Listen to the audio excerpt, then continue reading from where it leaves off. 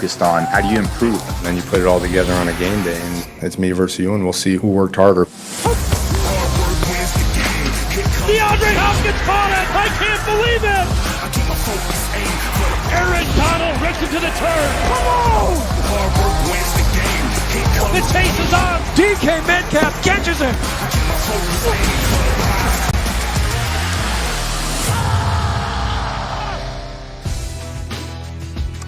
Somebody had a cathartic experience yesterday, gentlemen, and his name is Aaron Rodgers, and we are here just to release, let it all out. Hi, Marcus Spears. Hi, Max Kellerman. I'm Molly Karen Rose. Woof. Unreal, right? He put it on him. I mean, unbelievable. Okay, so here's what we're talking about in case you didn't see it. Outside of a retirement presser, I cannot remember a time when a Hall of Fame caliber athlete has had a more real, candid, raw, and thoughtful press conference. Aaron Rodgers did that yesterday. It was 30 minutes discussing in detail all the factors that led to his strife with the Green Bay Packers, some of which didn't even involve him. Take a listen. I wanted to help the organization maybe learn from them some of the mistakes in the past, in my opinion, about the way that some of the outgoing veterans were treated, and just the fact that we didn't retain a number of players that I felt like were core players to our foundation, our locker room, high character guys. I'm talking about Charles Woodson, Jordy Nelson, Julius Peppers, Clay Matthews, Randall Cobb, James Jones, John Kuhn, Brett Good, T.J. Lang, Brian Balaga, Casey Hayward, Micah Hyde, guys who were, exceptional players for us, but great locker room guys, high character guys. Many of them who weren't offered a contract at all, or were extremely lowballed, or were, maybe in my opinion, not given the respect on the way out that guys of their status and stature and high character deserved. And I think we can all understand, Green Bay isn't, a huge vacation destination. People are coming here to play with me, to play with our team, and knowing that they can win a championship here.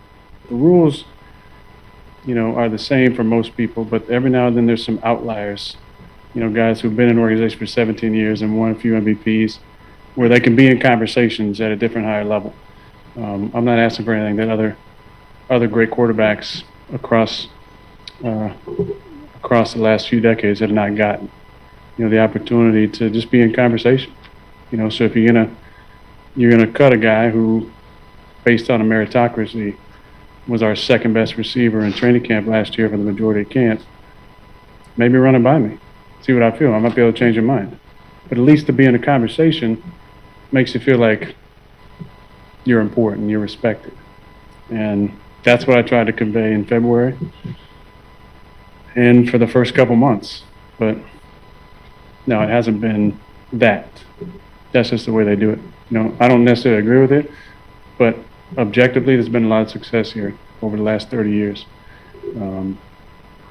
I just wanted to be a little bit more involved, and I understand that that's not the way it went. You know what we're going to do, Max? We're going to take all that luggage that everyone's been carrying around, all the suitcases, and we are going to unpack it piece by piece. Let's go. First reactions from you. First of all, that's the type of speech you give when you quit a job you think you're never going back to. Like, take this job and shove it. Like, that speech. Oh, my God, he put him on blast. Let me tell you something. What that was a takeover. Not just a takeover, but the takeover. See, everyone gets this most famous rap battle wrong. Jay-Z and Nas, Marcus. Everyone talks about you got ethered. And I get why, because it's Nas and he's great and all that. But Ether was just throwing everything against the wall and let's see what sticks, right? Jay-Z in the takeover was surgical precision. And whether or not it was the truth, it sounded like the truth. He didn't say all that much. He had about 4 or 5 points and each one sounded true, right? So you're like, oh, that was what Aaron Rodgers just did to the Packers. That was a takeover. He killed them with what certainly sounded like the truth. And especially when you hear Brian Gutekunst, who went first, right? He talks to the press first, and he thinks, this will be business as usual, right? So he's just like, come on, B, that's not that sad little press conference. That's not even what it is. And then Rodgers came out and flamed them. Rodgers, I've been saying this all along. He's the boss in the sense that it's his mind you have to change. I said the Packers won this deal, Marcus, because in the end, they bought themselves one more year to win a Super Bowl with an invested Aaron Rodgers, who's going to be invested in his teammates and winning a Super Bowl, and bought themselves 12 months to change his mind. But it has nothing to do with the decision they make. It is 100% the decision Aaron Rodgers makes, because that, my friends, was the takeover. I like it. You bring it in that old rap history that you got, Max Kell. Listen, man, when I saw that interview, the first thing came to my mind, Max, to your point when he flamed him, is he still don't want to be there.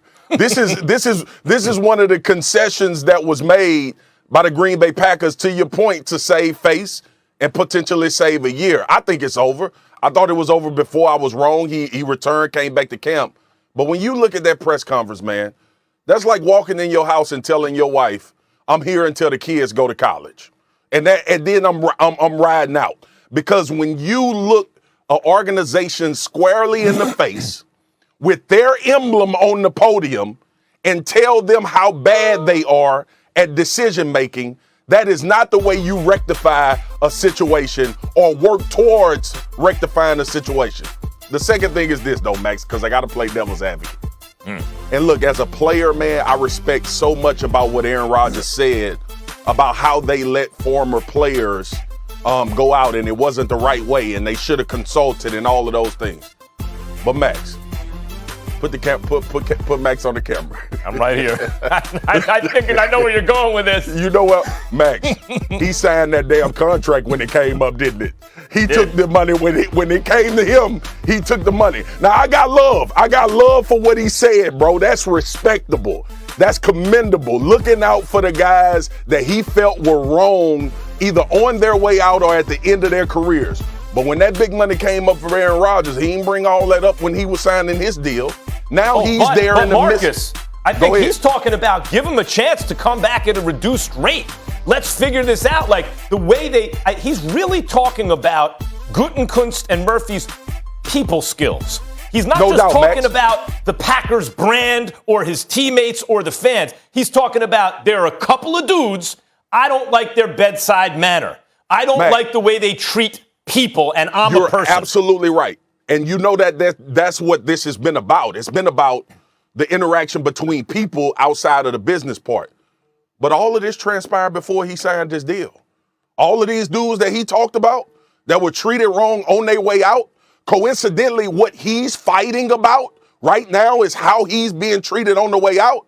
He knew all of that transpired before he signed for all that money with the Green Bay Packers. This is how they do things. And let me ask you this, because look, Aaron Rodgers has been wronged.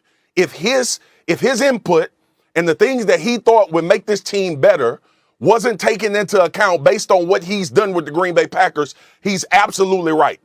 But there's always another side to these particular situations.